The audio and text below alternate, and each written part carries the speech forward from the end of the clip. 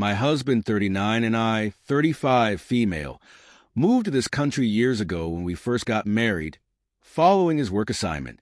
We had our first child here, a daughter who is now 6 years old. Later, we moved to Germany, where we had 2 more children, a son now 4 and another daughter now 3. Recently, his company transferred him back to this country, but to a different area. Since the move, we've had our 4th child, a 5-month-old girl, so we're already fairly familiar with the culture, though we're not native to this country. This August, our 6-year-old daughter started school, and it turned out that many of her classmates live nearby. One of her classmates, a boy, lives with his family at the end of the street.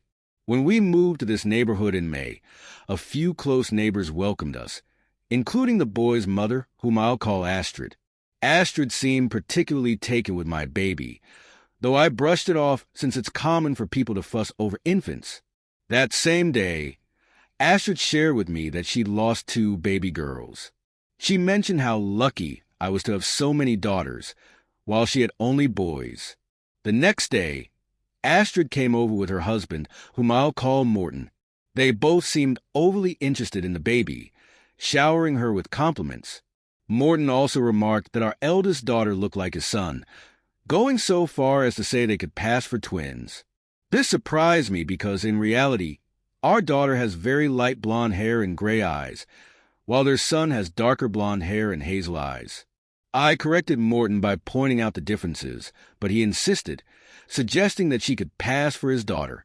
When I corrected him again, he insisted a second time, claiming he meant their features, though not their coloring. He laughed it off as a joke, and they invited us to go out for drinks. We declined since we don't drink, and generally prefer not to get too close with neighbors. Over the summer, we saw Astrid and Morton occasionally at the local store, and each time, they would call my daughter a particular nickname and sing a song from a popular children's movie associated with that name. At first, I tolerated it, but after a few encounters, I asked them to stop as it was becoming uncomfortable. Since then, they repeatedly tried to invite us to various gatherings, which felt odd since they barely invite the neighbors they've known longer than us. Throughout this time, Morton and Astrid have taken a strong interest in our daughter, especially when she walks by their house after school. My daughter mentioned that their interactions make her uncomfortable, as they've tried to pick her up and touch her hair. When my husband confronted them, they brushed it off, saying it was simply part of the culture. However, they stopped the behavior after we spoke to them. Then, in early October, they suggested that we co-host a Halloween party, urging us to help coordinate costumes, especially for the twins. We declined again, explaining that we don't celebrate Halloween. Despite this, they were very insistent and even sent their son to our door multiple times, asking to play with his twin. Although it's common for kids in our area to visit each other's homes, the repetition of the twin comment was unsettling. I told Morton to stop calling her that, as it was no longer funny. My husband's work sometimes requires him to travel offshore, and he had been away since mid-October, so I was handling the children alone. One day in the park, I encountered Astrid, along with our daughter's teacher, who is Astrid's childhood friend. Astrid approached me with 3 Halloween costumes she prepared for each of my girls, insisting that since we don't celebrate, she and Morton would host the event instead. Shocked by her presumption, I firmly told her no, reiterating that my children wouldn't be participating. Despite my refusal, Astrid attempted to remove my daughter's hairband and replace it with an accessory she had chosen, which angered me. Even the teacher urged me to go along with it, claiming Astrid just likes girls and meant no harm. Then on Monday, my daughter returned from school with her hair styled differently and wearing accessories I hadn't given her. When I asked her how it happened, she explained that her teacher had fixed her hair during lunch. The teacher confirmed this and explained that Astrid had bought the items, assuming I'd appreciate some help with accessories. I was disturbed by the disregard for my boundaries, and I told her to stop. Later, on Halloween, I allowed my daughter to play with another girl who wasn't trick-or-treating. Around 7 p.m., I noticed I couldn't hear them playing, so I went outside to check. Some children mentioned that they'd seen Ashton and Morton pick her up in their car. In a panic, I quickly arranged for a neighbor to watch my other children and hurried to their house with my baby. When I arrived, I found that they were hosting a Halloween party in their yard, with my daughter dressed in the costume Astrid had provided. Her hair was styled, and she had a bag of candy. I was furious. Without confronting them, I immediately called the police, and once I hung up, I unleashed my anger at Astrid and Morton, calling them inappropriate names in multiple languages. After the police came, and I explained the situation, they told us to leave. The following day, my daughter's teacher was noticeably cold toward me at school, insisting that the police involvement was unnecessary because Morton volunteers for the community. However, I'm now incredibly uncomfortable and uncertain about what to do moving forward. This situation has raised major red flags due to their obsessive behavior toward my daughters and their repeated boundary violations, which even led to them taking my daughter without permission. I feel like my family's safety might be at risk, but I'm unsure of the best way to proceed. The situation began when I filed a police report about Morton, a coach at the children's football club, due to an incident involving my daughter. One of the teachers then approached me, suggesting that filing the report was unwise. She explained that, instead of going to the police, I should have requested a mediation appointment through the school, so as not to embarrass both ASD, the children's football organization, and Morton in front of others.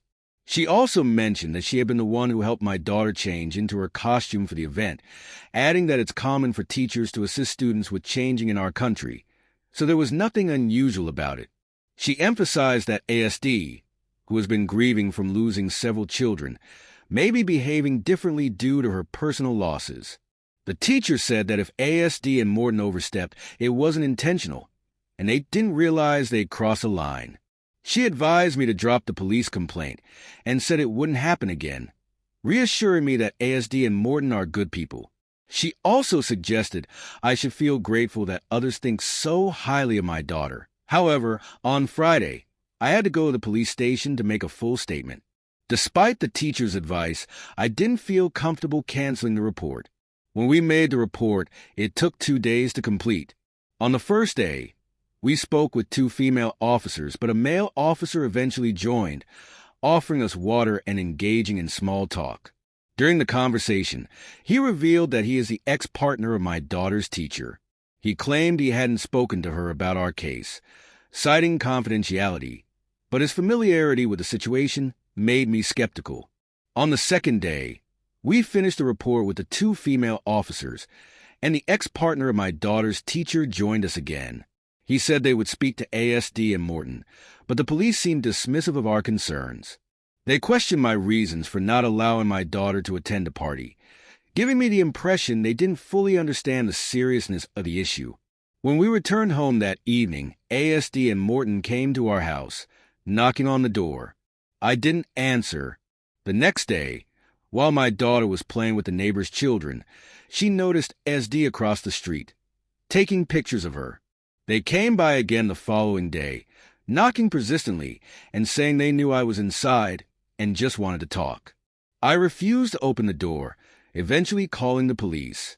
They advised me to let ASD and Morton know that I didn't want to speak with them if they returned, unless they became violent, in which case I should call back. That night, I found a letter in my mailbox from them. It was long and expressed their strong feelings of connection to my daughter, advising me to take better care of her. They spoke about knowing the pain of losing a child and claimed they only wanted the best for her. Concerned, I kept my daughter home from school on the 15th after she mentioned that ASD's son had been teasing her. I met with the principal and explained the situation, requesting that my daughter's absence be excused. Later that day, I took her to the store, and within minutes, ASD appeared and bumped into me near the dairy section. She apologized, but when I tried to leave, she blocked my way with her shopping cart and attempted to talk to my daughter. She reached out, trying to stroke her hair, which made me extremely uncomfortable. I yelled, and she backed off. The next day, I found another note in my mailbox, accusing me of being hysterical. I kept this note as evidence. At that point, I phoned my husband and urged him to come home as soon as possible. On the 18th, ASD and Morton confronted me in a nearby park, asking why I was keeping my daughter, Jeweston, away from them. Morton, who was a large man, loomed over me, making the situation even more intimidating.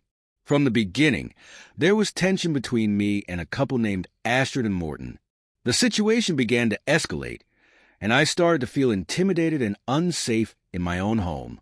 One evening, while my husband was away, I felt too afraid to confront them myself and decided to call the police, sharing the latest evidence of their harassment. The police assured me they would speak with Astrid and Morton the following Monday. Shortly after that, I had a meeting with my child's principal and her teacher to address issues involving my child and the teacher. During the meeting, the teacher apologized but attempted to frame the situation as a misunderstanding. The principal was very understanding and firmly instructed the teacher to maintain boundaries, emphasizing that she should not blur her professional responsibilities with her personal interests. I felt somewhat reassured but was still uneasy. That same evening, Astrid and Morton showed up at my house. While I was downstairs in the basement doing laundry, they engaged with my daughter, who was outside in the garden. They coaxed information out of her, and she innocently mentioned that her father wasn't home. Astrid and Morton gave her some cookies, which she promptly threw away, sensing something was off. They observed this but didn't say anything. On Tuesday morning, on our way to school, they confronted me directly and accused me of lying about my husband being home. Thankfully, I wasn't alone, and a neighbor stepped in, firmly telling them to back off. After school that day, to avoid any further encounters, I decided to take a taxi home with my daughter. Yet later that evening, they returned, banging on my door with their sons. Once again, I called the police, but by the time they arrived, Astrid and Morton had already left. My husband and I discussed the situation over the phone. He tried to get some time off work, and eventually he secured 3 days but wouldn't be able to come home until the weekend. His employer didn't view the situation as urgent until I relayed yet another troubling incident. The following day, while we were at the park, I was momentarily focused on my young son when I felt a tap on my shoulder. It was Morton, and he was holding my daughter. He told me I should be more careful, implying that she had almost run into the road. My daughter, however, denied this, and it felt more like a tactic to instill fear than genuine concern. I gathered the children immediately, went home, and started packing. Realizing that our safety was more important than staying in our home, I made arrangements to stay in a hotel. I asked my next-door neighbor to collect our mail and look out for any unusual activity around the house. She offered helpful advice, informing me that the post office could temporarily hold my mail for free for 2 weeks. She also promised to keep an eye on the property in case Astrid and Morton showed up again. Word began to spread among our neighbors about Astrid and Morton's odd behavior, particularly regarding my daughter. Some people suggested that they might be escalating the situation or even preparing to report us to Child Protective Services, CPS. I began documenting every incident, just in case they tried to make an official complaint against us, and planned to obtain a record from the police confirming the ongoing issues. At that point, my husband and I agreed that it was best for the children and me to leave the area altogether. He would work on arranging a transfer so we could relocate, and in the meantime, I made plans to take the children to my parents' home where we could be safe. Before we left, I notified my daughter's principal, who agreed to help. She offered to watch over my daughter in the mornings and after school so I could pick her up safely from the office. I did not disclose our moving plans to anyone else at the school, as I didn't want the information reaching Astrid or her friends. One of my neighbors mentioned that Astrid and Morton had been going around telling other neighbors that I was neglecting my children and seemed overwhelmed handling for young ones on my own while my husband worked offshore. Fortunately, this neighbor defended me, but Astrid and Morton appeared to be trying to sway others against me, almost as if they were gathering witnesses. The final decision came when I secured a place for us at my parents' home. We left the country, and I am relieved to say that we're now safe. My husband will join us as soon as his new assignment is arranged. But for now, the children and I are far away from the reach of Astrid and Morton. Shortly after we left, Astrid even showed up at our house under the pretense of delivering Christmas cookies, apparently curious as to why my daughter was no longer attending school. My husband, who was still there briefly, politely asked her to leave.